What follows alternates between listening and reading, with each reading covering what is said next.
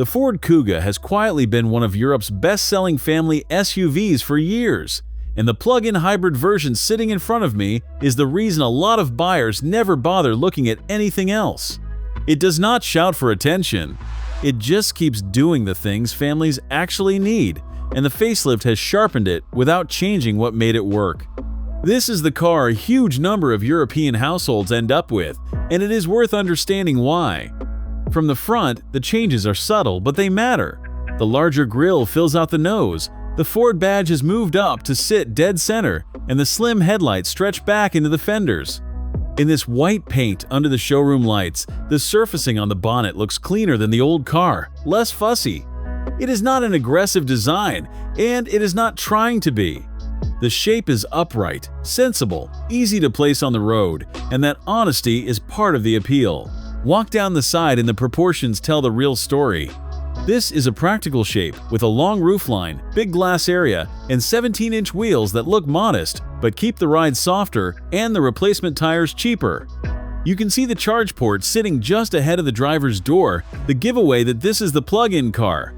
Around the back, the Kuga lettering is spread across the tailgate, the lights wrap into the body, and a small hybrid badge confirms what is under the floor. Nothing here is dramatic. It is just clean and well resolved. Inside is where the facelift spent most of its budget, and you feel it the moment you sit down. The old car's cramped screen is gone, replaced by a large 13.2-inch display running Ford's latest software.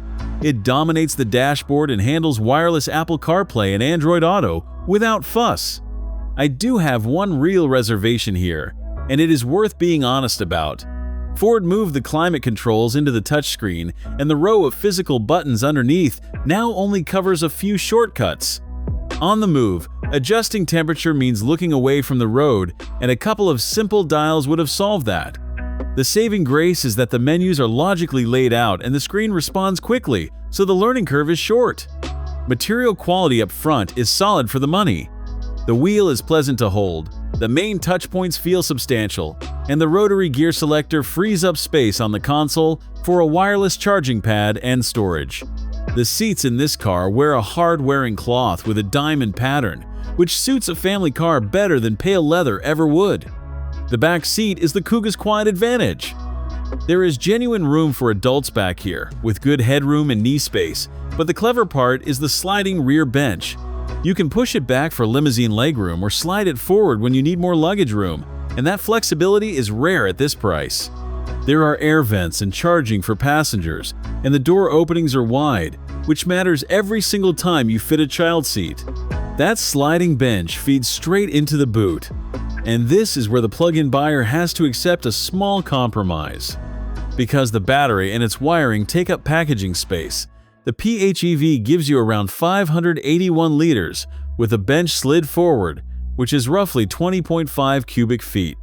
That is down on the regular hybrid Kuga, but it is still a big, square, usable space with a flat load lip and underfloor storage for the charging cables.